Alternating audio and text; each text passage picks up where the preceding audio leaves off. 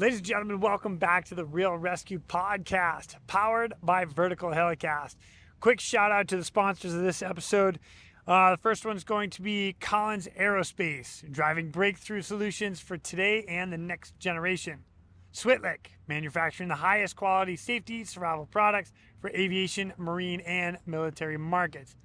Blue Drop Training and Simulation, teaching mission critical skills in a completely safe environment. Thank you guys so much for joining us. And a little shout out to everybody else, all the rest of the Helicast network. We've got the Hangar Z podcast. We've got the Helicopter podcast. And we got the Vertical MRO podcast. And actually a little shout out to my wife here, Melissa. So she is with me in Denmark as we finished up the EURORSA 2024 meeting up in Aalborg, Denmark. Super good time. And thanks for joining me here, babe. I'm so blessed to be here. Thank you. Yeah, we're going to actually have a little conversation about some of the things that we learned in Denmark. But you know what? Let's start this off right first, all right? This is for you, John Gray with the Hangar Z. So drink of the day. This is how John Gray starts it out, and I want to celebrate that with him because we're in Denmark. So today, you know what? Let me start with you. What do you got today, Mel? I have the passion fruit session mead from the Copenhagen Mead Company. Nice. And I've got a Pilsner from Flying Couch, 15 minutes away from where we at here in Copenhagen, Denmark. So cheers, babe. Cheers. Cheers. Love it. So yeah, that was for you, John Gray. All right, so listen, Mel and I wanted to do something kind of special with the opening of this episode, and one of the reasons that I asked her to help me out with is because since we've been here in Denmark, we've actually learned a couple things that are really cool about this country, and we figured what not better way to do it than to drink a beer in the park, which is totally legal out here in the middle of Copenhagen. Yes. Our first walk down by this canal, everyone was drinking beer. It was a Friday night. There were a ton of people outside drinking beer in public, and we were kind of stunned because you can't really do that back home. Totally. It was hilarious. So I'll tell you what, there's a couple things that her and I we ended up seeing, and one of them was the Denmark flag. Yeah. So this is something we learned. The Denmark flag is the oldest flag in the world right now, like flown nation-wise. Mm-hmm. Yeah, older than anybody else. So that was one Their of the flag is older than the United States. true statement. Mm-hmm. Yeah, totally. That was a good little bit of information right Yeah. there. Yeah. Something we learned. Yeah, a little fun fact. All right, another little fun fact. Let's go back to the alcohol part of it. So I don't think you can walk around with nobody's been walking around with like mixed drinks or anything like that. I think it's just beer. Everybody's walking around with like beer, maybe some wine. Have you seen mixed drinks? Well, it's the stuff you can buy at the store, like the Smirnoff Ice. Oh yeah. Those kind of drinks. Yeah. I haven't seen anyone with glasses or like a wine glass or anything. Nope. But they've got their coolers and their bags, and they're just sitting outside. Out in the park, reading a book, Having a drink. having a drink. It's been amazing. Yeah. So again, we figured we'd partake in the When in Denmark, why when not? when in Denmark. But let's talk about the train story. All right, so here they've got a bunch of public transportation, metro station, buses and whatnot. So we get on the train and what happened, babe? These 4 young girls were laughing and having a grand old time, and they're all holding a drink, and they start talking to us. And when they found out that we spoke English and were from America, they just started talking to us a bit more. And they were saying, "It's my birthday, it's my birthday. How old do you think I am?" And we're like, "I don't know, 21. And she was like, "You think I'm that old?" And I'm like, "Well, you have a drink in your hand." And she says, "The drinking age in Denmark is 16. And I was thinking, thank goodness the drinking age is not 16 when we were 16 or when the girls were 16. Yeah, no doubt. It was a good little lesson learned. A little fun Yes. fact there too. Yes. And they were on their way to the amusement park to listen to some music Yeah, and celebrate jump the on some birthday. rides and celebrate the birthday. Hilarious. That's a good one. So another little fun fact that we learned was something about babies taking a nap outside. I know. This one was kind of interesting. I've never heard of this before. I was talking to a local teacher, and she made the comment that they give babies naps outside, and even in the winter. And she said, yes, it's very common for us to be in restaurants and have your baby outside sleeping in the stroller. And I had a lot of questions. One, I asked, well, don't you worry about the safety of your child? And no, I guess that's not an issue over here, thankfully. But then I had to go home and Google why babies take naps outside. I mean, we're in Denmark. It's cold here in the winter. It snows here. They're bundled up, so they are kept warm. But it goes back to the idea of the fresh air is healthier. It's better for their immune system. There was a statistic on Google, so I can't confirm, but it said their naps could be 400% longer. It's better for them to connect with nature developmentally, all of these things. And it's something that they do in this part of the world. It's not just Denmark. It took us both a little bit by surprise, didn't it? Yeah, leaving my baby outside in the winter while I'm inside having lunch. Yeah. I don't know. And maybe a glass of wine or a beer. I know. I'm just saying. Quite, we got a nice chuckle out of it. And you know what? I'm going to throw a shout out and thank you to my boy Martin Lehman, because he's the one that actually took us out. His episode was the last, or let's see, just a little while ago from before this episode recording. So thank you, Martin, for taking us out through Denmark and through Copenhagen to that restaurant. It was wonderful. The other thing I want to touch on is the guys that are coming up. So this is what we're here for. We're here to listen to the crew that this recording is all about. And the two gentlemen that are coming on, they're rescue swimmers from the Danish Royal Air Force of Squadron 722. Now, a little history about their squadron. It was transformed into pure SAR, search and rescue, in 1952. And that was simply to support the fighter jet pilots that were ejecting out of planes and landing in the water. So they went and built this squadron and created the rescue swimmer program from that. They wanted to go get their pilots out of harm's way. Boom, rescue swimmer program happened, and it started. It's been going on ever since. We talk a whole bunch about it up in this upcoming episode. So thank you to EURORSA for allowing us to come out to Denmark and set this up. Again, thank you to the 722 Squadron, the rescue swimmers there, for also hosting EURORSA this year. It was an absolute pleasure. So without further ado, up next, two of the Danish Royal Air Force rescue swimmers. I can't even do their last name justice, so I'm not even going to try. But Mr. Martin and Jesper. Let's go. My name is Jason Quinn. I am United States Coast Guard Rescue Swimmer number 500. These are my rescues and rescues from those of us that put our lives on the line every day so others may live. This is the Real ResQ Podcast.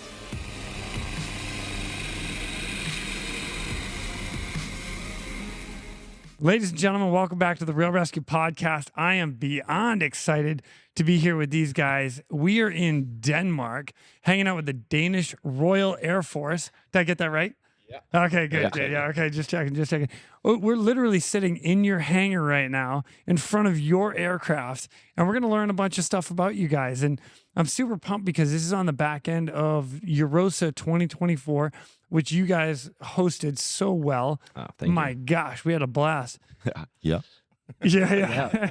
We'll leave it at that. The conference was amazing. We had some good speakers, and we partaked in a few drinks that you know, like everybody bought a little something from their own country. And the Spanish night. The Spanish night, indeed. Everybody remember that. Right. It was awesome. Yeah. But I'll tell you what, so let's start with this. If you guys don't mind, just introduce yourself a little bit, give us a little background about who you are, and then how you got into the Danish Air Force and being a rescue swimmer. So, Martin? My name is Martin. I've been a rescue swimmer since 2009. I started in the Navy in 92. And I heard about rescue swimmers in 95, and I actually applied at that time, but I was too young. So, I had to wait 14 more years. Well, Only a couple. yeah. Well, by coincidence, my way was going that way. Then, I heard about the helicopter again, and I applied, and I joined. So Nice. I joined in 2009. Nice. Yeah.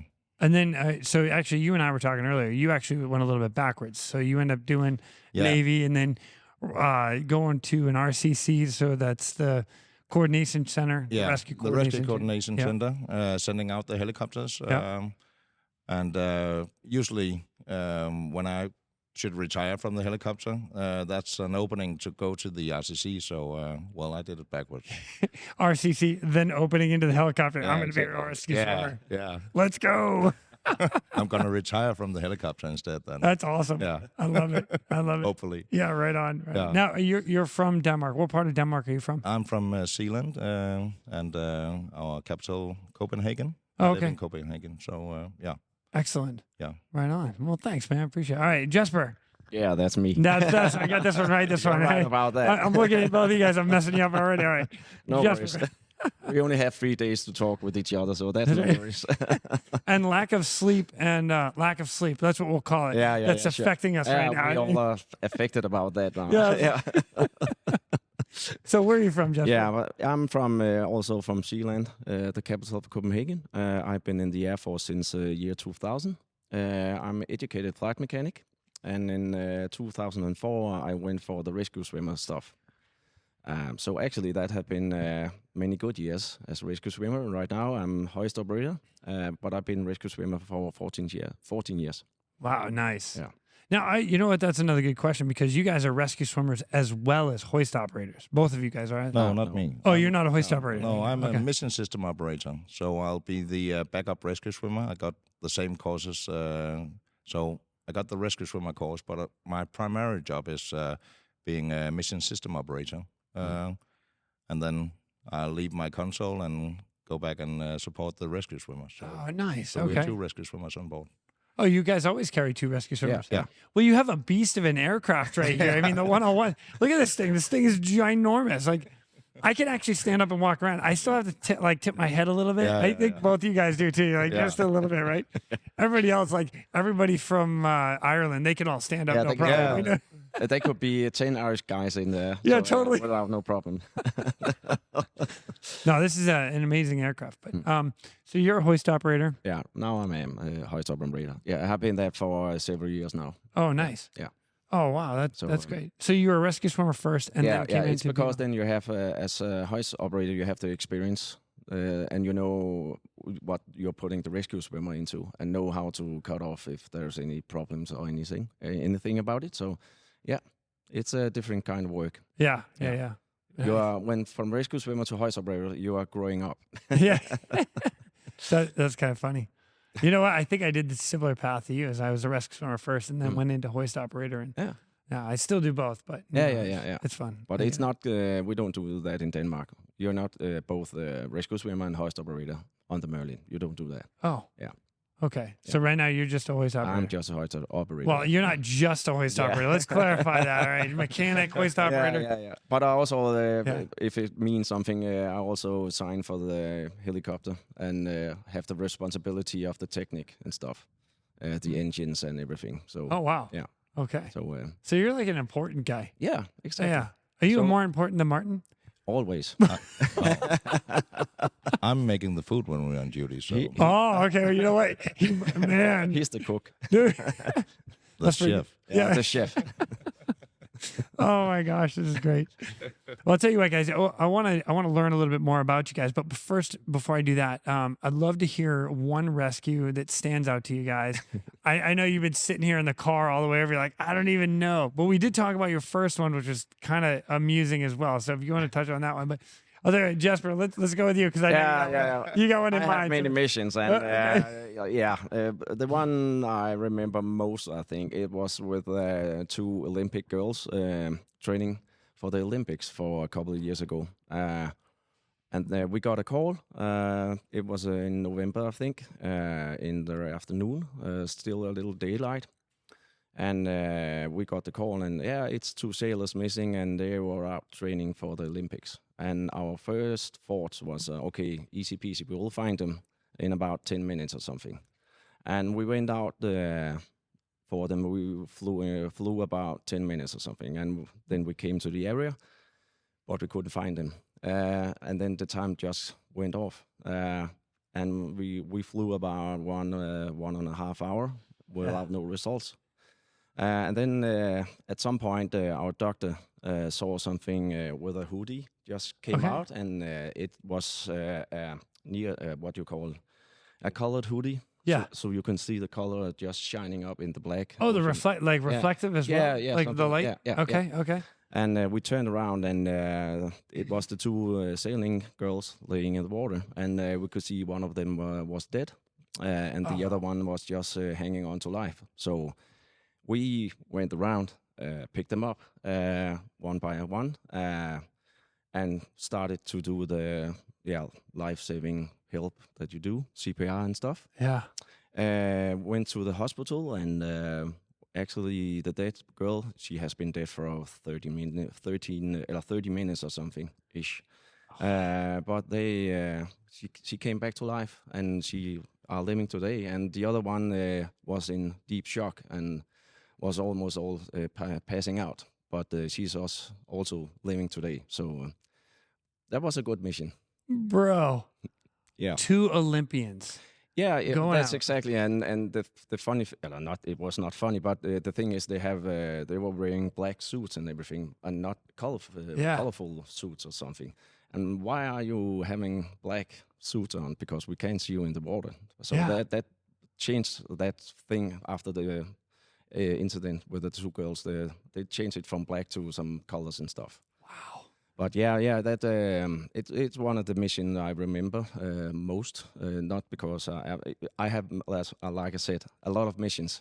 So I have seen a lot. But this was one of the good ones and tough ones, because we have also talked with him afterwards. And the girl that was dead and giving life back, she can't remember anything. Oh, she was total blackout. She can't remember how. She can remember they were out training, and after that, she can't remember anything. So difficult. Oh my God, Jesper, that's crazy. Yeah. It is. Starting CPR in the aircraft, bring her back to life. Yeah. Living today. Yeah, exactly. Oh my gosh, well done to you and the crew. I think and searching for an hour and a half before finding them. Yeah, that's the mindset was about 10 to 15 minutes, because we'll find them quickly, because we know they had just been in the water for 10 minutes or something. But the time flies. Wow, well done. Yeah, well done to you and your crew. Thank you. Amazing. Yeah, thank you. And you still talk to them? Do you still talk to them today? Yeah, we still have to one of them. We write, not much, but just to hear how life and stuff. So. That is cool. Yeah, that is so cool. They are living the life now. Oh my God. As they should. Yeah. Live it to another level. Yeah. That's what I say. Yeah. You've already died, and now you're back. Let's go. Yeah, you need to do something. That's right. And already going to the Olympics. Like, oh my gosh. Yeah. Oh, Jesper, they didn't reach the Olympics after the incident. So, because the health and stuff. Yeah. Got recovery and recovery and. Yeah. Oh my gosh. Yeah. But, Jesper, that was a good mission. Heck yeah. Oh my gosh. All right, Martin, I don't know how you're going to follow that up, bro. Yeah. Well, me neither. Well, I was thinking, could I say something about, I have a lot of missions too, those past 15 years, but, I can remember some of them, but I'm, I think my, maybe it's professionalism. I distance from the victims. So, I can remember when it's children we picked up or something like that. I can remember maybe their faces or that's I remember we pick people up and I do CPR, but I could stand beside them the next day in the grocery store and having no clue that it was that person. Oh, wow. Okay. All right. So I think it's defense mechanisms you know what? I respect that. That. That's good. That's good. So that's maybe my way to cope with sad things or So Yeah. Okay, so here we go. I'm going to jar your memory just a little bit because we had a little bit of this conversation as well. All right. So you had mentioned that you guys, in and around Denmark, you have a lot of cruise ships that come in and out of like the area, and a lot of times you guys get called out for medevacs to some of the cruise ships and stuff. So, as a rescue swimmer, like have you ever been hoisted down to a cruise ship? Yeah. Okay. All right, give me one story of a cruise ship, and here's here's what I want. Ready? I want you guys. I want the visual coming up to the side of the ship. Yeah. And everybody outside the ship looking like, ooh, the helicopter. The dude's coming out of the helicopter. Yeah. Okay, go. Okay. You're up now. Yeah, actually, I just that's one on top of my head. It was actually an American guy with a heart attack, and we had to go on this very large cruise ship, and the rescue swimmer, the doctor, and I was lowered down on the ship. All three of you. Yeah. Oh, nice. And it actually started.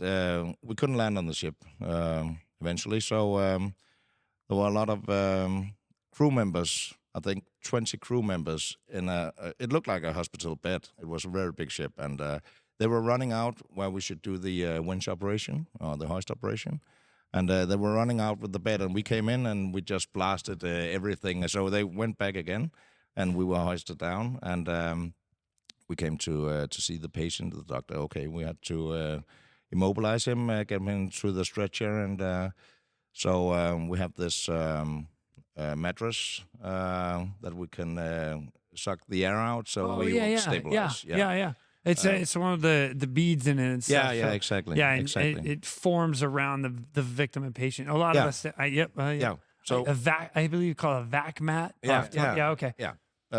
That's in English, by the way. I don't know what it is. What is it in Danish? That's probably a vacuum mattress.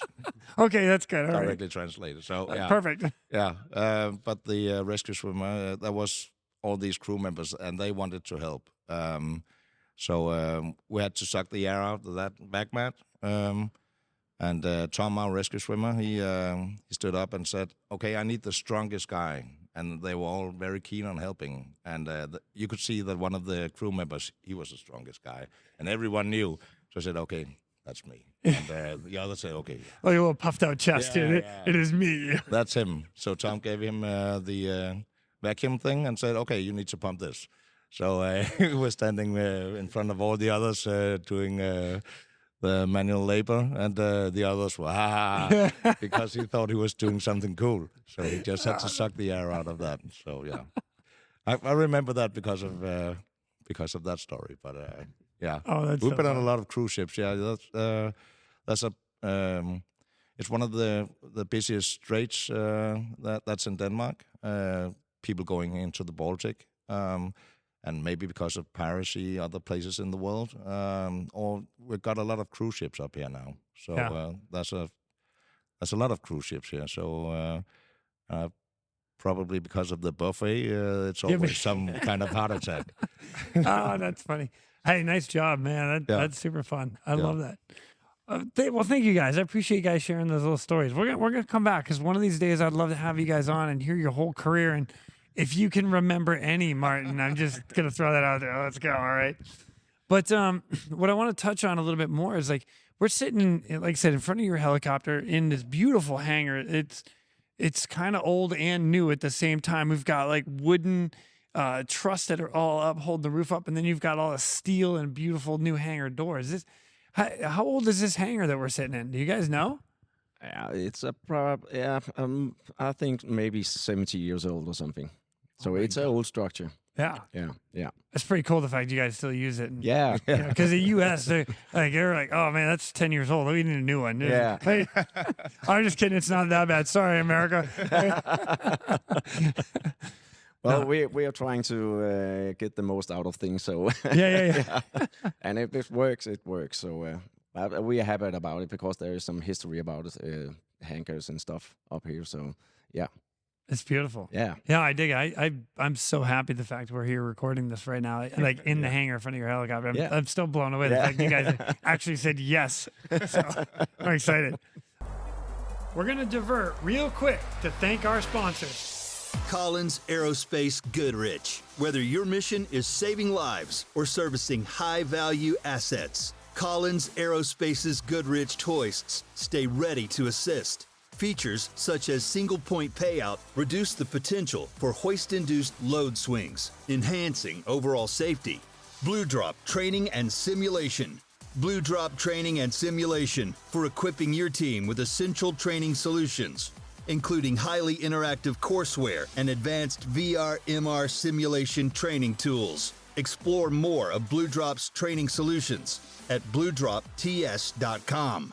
And Switlik. No mission is the same. Why should your suit be? Introducing a new custom dry suit experience. Choose your fabric, colors, neck and wrist seals, zippers, pockets, collars, and so much more. Intelligent measuring prompts ensure the most tailored fit. Brought to you by Switlik Survival Products. For more information, visit us at www.switlik.com. But all right, so let's talk a little bit about the rescue swimmer program that you guys have. Because I don't know enough about it, but what does it entail? How do you get into being a rescue swimmer, Jesper? Yeah, well, it's not an easy way at some point because you need to have some experience of a flight mechanic. That's the one thing. Define a flight mechanic for me real that's quick. maintaining the helicopter Okay. and stuff. Yeah. You can shift parts and Changing engines, rotor engines blades. and make it work. Yeah. Yeah. Put the oil in when it's low. Yeah. Get a And- pilot, and write something up, and you're like, no. Yeah, exactly. We don't want to fly today. So Yeah, no. okay. Okay. No, so when you're being a flight mechanic, then you are sending in the papers that you would like to join up as a rescue swimmer, and then the thing goes on with seeing through applications, and you need to have a talk with some of the guys, Yeah, and psychologists. psychologists, and you need to have medical papers, salt if you have something with your bag and something. So and from that to that would probably some month or something, and then you need to go for a swimming course. Okay. It's 14 days, and Martin Lehmann he's an instructor on that one. Yes, So, he yeah, is. yeah, He is. mentioned it too. Yeah, huh? yeah, sure. So, but then they have the 14 days where they need to show some cooperation and that they can swim and be under stressful, what you call it. It's 2 weeks of not having that much sleep, Yeah. running a lot To, and swimming a lot. yeah. So it's just like RSM, just without the running and swimming. Yeah. Yeah. Nice. Nice. Now they need to be a little stressed and stuff, so you can see how they are handling stuff. So Yep. yeah, and then after that, it's they will wait until there is a place. Yeah, To- when there's an to get, opening on the helicopter. opening, yeah. Yeah. Okay. So And from the start to start the education as a rescue swimmer, that can be a year or two. Oh wow. Yeah. Yeah. That's So a it's long a time. long, it's a long time. But when you're just going through the rescue swimmer education, it takes about some weeks. So yeah, the rescue swimmer itself takes those 2 weeks in running and swimming a Yep. lot. But that's just to that's a course to see how people react when they're stressed, and so it's a selection course. Right, So right. you'll get selected there. And when you show that, you start on the helicopter. When there's an opening, you start on the helicopter. You're doing the training on the helicopter. And that could take, probably, if we're quick and we have enough flight time and the instructors are ready, and it could take maybe half a year, but normally it takes around just under a year. Got it. Yeah.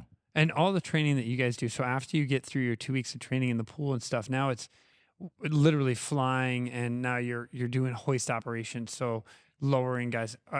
Are you guys? I assume you guys are instructors or have been instructors at one point. Is that Yeah. accurate? yeah. All right. So now when you guys, let's say me, I'm coming in as a student for you guys. Do I come in with a syllabus and say, okay, I've got to do, because you guys don't do free fall or the helocast out of this? No. Okay. So it's all connected to the line. Yeah. And then Always, yeah. and we don't disconnect from the hoist deck, right? We could do that, but that's very seldom. Okay. Yeah. So- It's not. So- We don't. It's not unnormal to do it. Right. Yeah, for Yeah. us. You look at me like you crazy Americans. Exactly. Why are you doing that? Yeah. I don't know why you fly 200 miles out in the ocean and then stop 200 meters before the victim and jumps in and swims. There's methods to the madness. There's methods to the madness. Yeah, exactly. We were just like, okay, we just need to be down. Yeah, okay, we will be put down. Okay. on top of the victim. No problem. Look, I'm okay with both. Okay, I Yeah, just yeah. throw that out there. All right. So when I start going down to the water, you guys would come with me. Is that something that would happen? So Yeah. you guys would be the Yeah. victim in the water, and I'll Yeah. go down and. We have a program with different things to run through. Yeah. So basically everything you need to. We go through that. We start in the short things, doing just hoist for the grass, knowing the hook. Now we are trying it, and then low height, just on grass, seeing you can go up there. Then the next thing we can go to the water. There will be an instructor in the water, and you will come after the instructor. You do the things to the water, just lowering down, maybe picking up the rescue doll or one of the other crew members. Yeah. And then so we gradually progress the hardness of what to do, and now you will do the stretcher on a ship, or eventually you do the stretcher on the ship. There's some guidelines that you have to have control of who's helping you on the ship. Do you need a crew member to help you with the guideline if it's very windy, or so the guideline is all over the ship? There's a possibility that it will hang up on some stuff on this fishing vessel. So we'll progress in that, and then after an amount of time, when we have reached the whole program, we sign after every trip we got.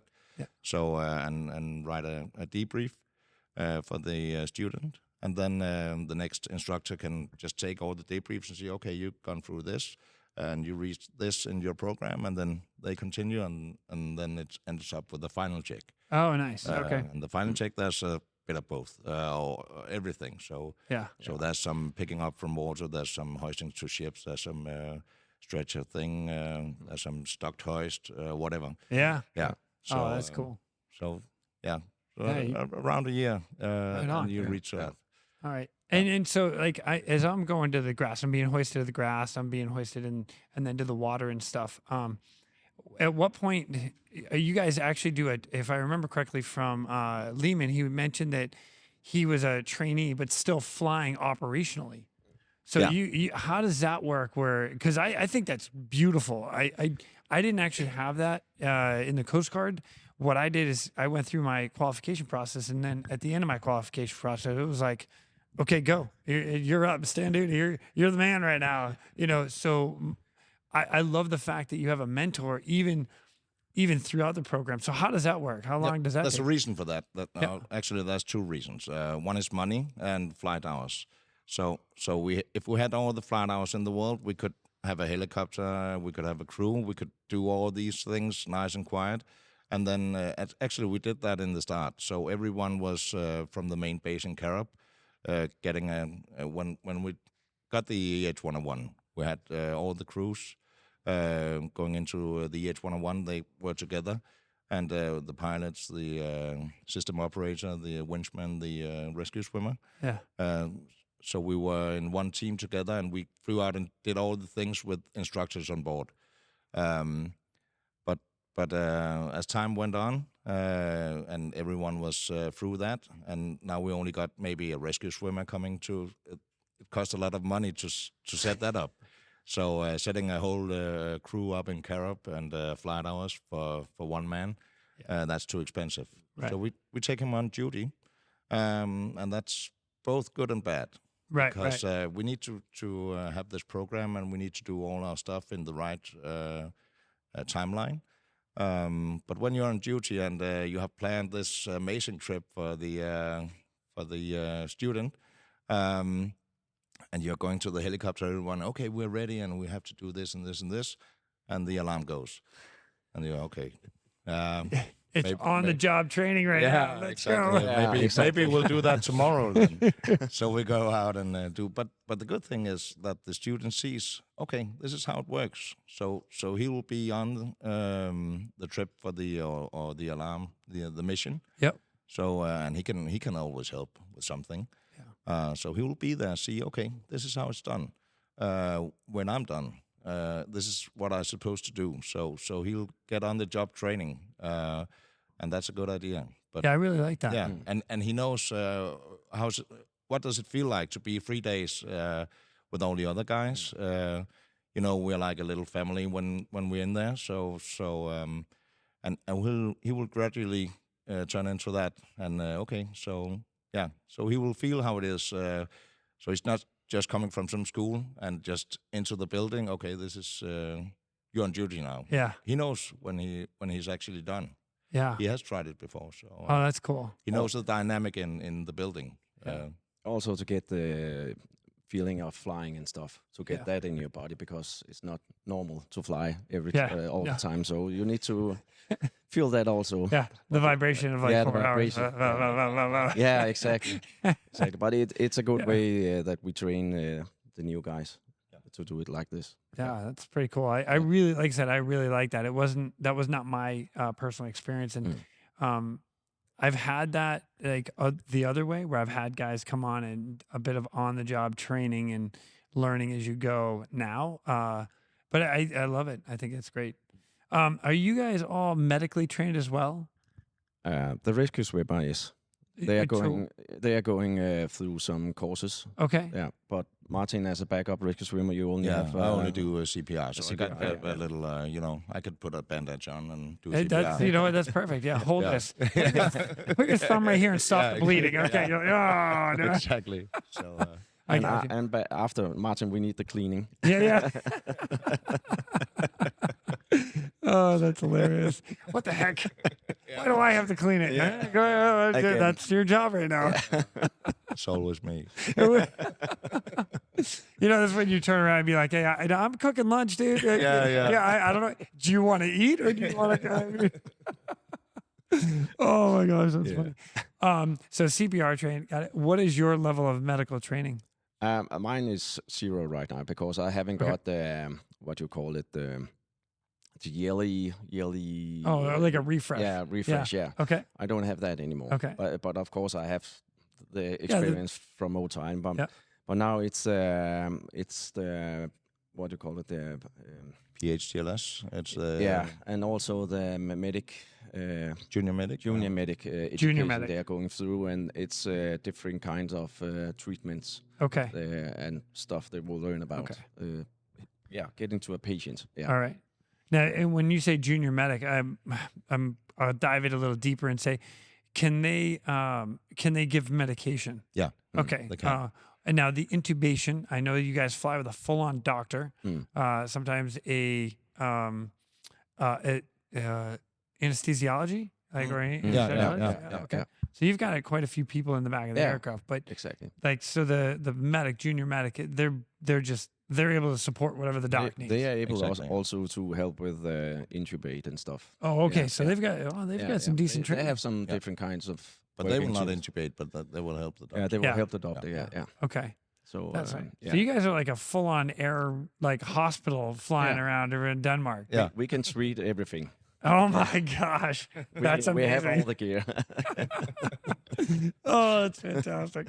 That's great. And the inside of the aircraft, and I hope that if you guys don't mind, I'd love to show a couple pictures and maybe a video of the inside of the aircraft, so people can really understand what we're looking at. I mean, when I tell you, it's like walking into an ER, and this is your room in the ER. It's just really expensive to, air transport. Awesome. But there is a procedure that I'd like to run by with you guys, because I was like, man, this is interesting, and I've never used it.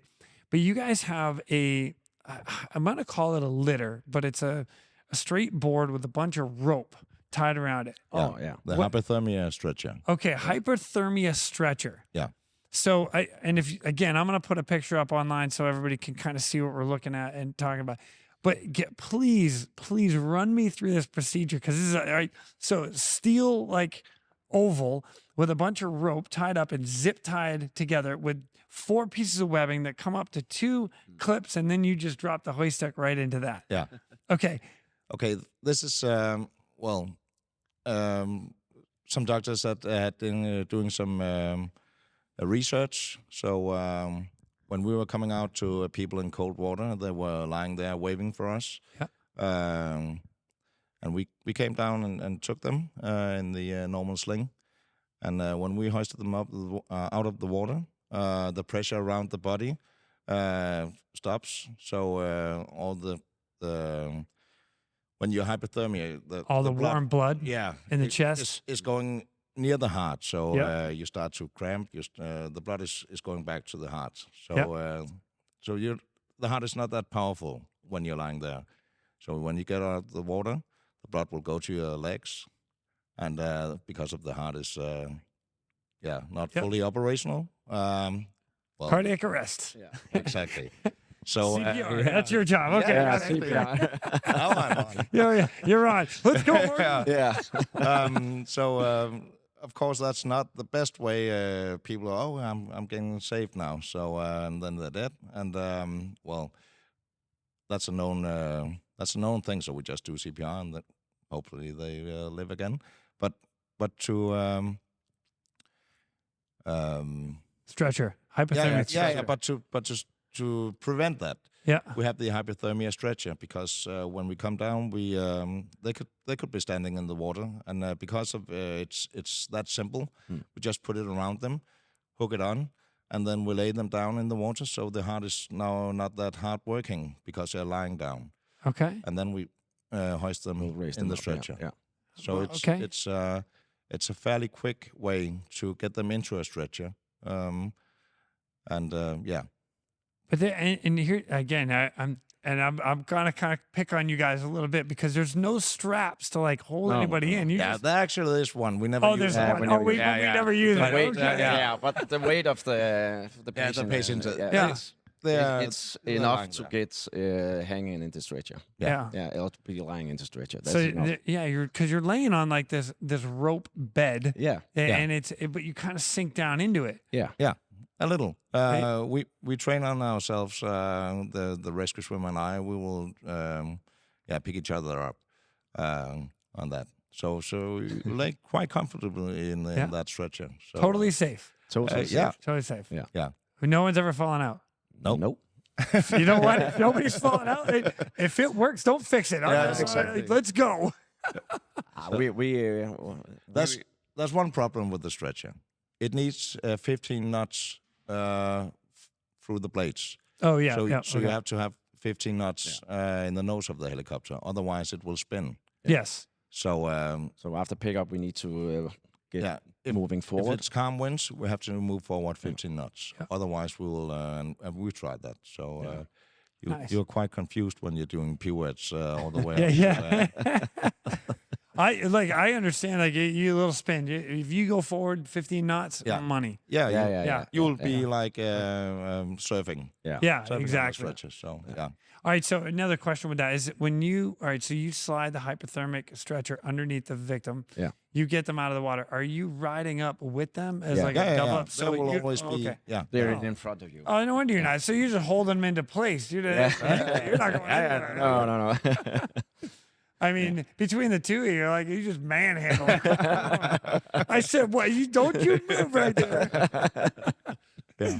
No, that's pretty cool. I'd love to see that procedure. That's very interesting. We have some stuff we can send to you. Okay. Okay. Nice. Very nice.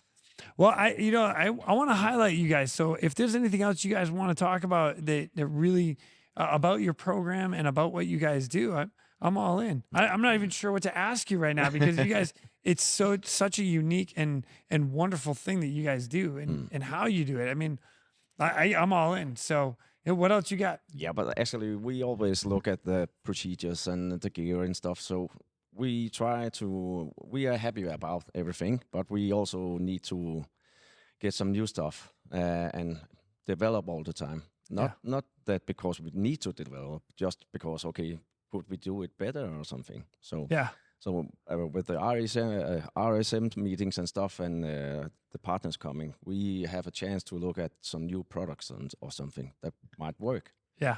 And also to talk with the other rescue swimmers to how are your procedures? What are you doing? Are we doing it wrong or what? Well, you know that not one rescue swimmer is actually doing it wrong, right? I mean, like, you just ask But them. you could maybe do it exactly. better. Yeah, but if do it you better. ask them, they're perfect. Yeah, I mean, exactly. Yeah, exactly. That's for all my swimmers out there right now. I'm just saying, like, But that's a good thing about RSM. When we hear the briefings from the other countries and we're saying, oh, did he do it that way? Okay, that's maybe yeah, a good way. Right. So so we can do better next time. Yeah. absolutely. Hey, actually, you know what? Let's touch on EURORSA because it is a wonderful the rescue swimmer meeting that we have. It's every 2 years. 2 years ago, it was in Portugal, which was an amazing time. That was my first time ever being there, which is. Oh my gosh, that's why I had to come back to this one. There was no doubt I was missing this one, right? But you're right. You get to sit down with rescue swimmers and crews from all these different countries and just see their operation and really not see their operation in detail, but you get that, oh wow, that's a good idea. Yeah. Or the other side of it, like, yeah, I don't, that's not going to work for us. It's just not. And nothing against anyone. It's just that's not going to work for their program or their country or their situation. Yeah, So, there could be differences in the sizes of helicopters. So agreed. So if you have a smaller helicopter, they are doing winch operations from a lower height, but we will just wreck the ship. So Yeah. or the persons in the water. So yeah, Totally. So you guys have to be at like 1,000 feet. yeah. No, I'm just kidding. Something like that. There is only 300 feet of cable on this. Yeah, Illinois. yeah. I know. That's why we have to jump. That's right. Oh my gosh. Yeah, no, that's great. That's great. I love that. Anything else? You guys? No, I think we covered it all. We almost, I think Yeah. it's almost all. Yeah, Yeah. pretty much. Like I said, one of these days I'm going to get both you guys back on here and really dive into some of your own stories because I'd love to have you. So Yeah. Well, listen, I appreciate you giving us a little brief into your world here in Denmark and everything that you guys do here. I think this is amazing, and thank you guys for your time. I appreciate you joining me. Thank you. You're welcome. Yeah, Right you're on. It's been a pleasure. And now let's go get a beer, a Danish beer. Yeah, exactly. One more. One more, just one more. And with that, ladies and gentlemen, we are out of here. Go! Now it's time for me to pull chocks and take off. But before I go, I'm always looking for the memorable rescues that people have done. If you have one that you're willing to share or know somebody who has a story, please feel free to reach out to me. I'd love to highlight it here at the Real Rescue. For everybody that is standing by for that SAR alarm, remember, those in distress are praying for a miracle. They are going to get you. So until next time, fly safe and swim hard. Thank you for joining me today here at the Real Rescue Podcast, powered by Vertical Helicast. We'd also like to say thank you to our sponsors for this episode. Switlik. No mission is the same. Why should your suit be? Introducing a new custom dry suit experience. Choose your fabric, colors, neck and wrist seals, zippers, pockets, collars, and so much more. Intelligent measuring prompts ensure the most tailored fit. Brought to you by Switlik Survival Products. For more information, visit us at www.switlik.com. Collins Aerospace Goodrich. Whether your mission is saving lives or servicing high-value assets, Collins Aerospace's Goodrich hoists stay ready to assist. Features such as single-point payout reduce the potential for hoist-induced load swings, enhancing overall safety.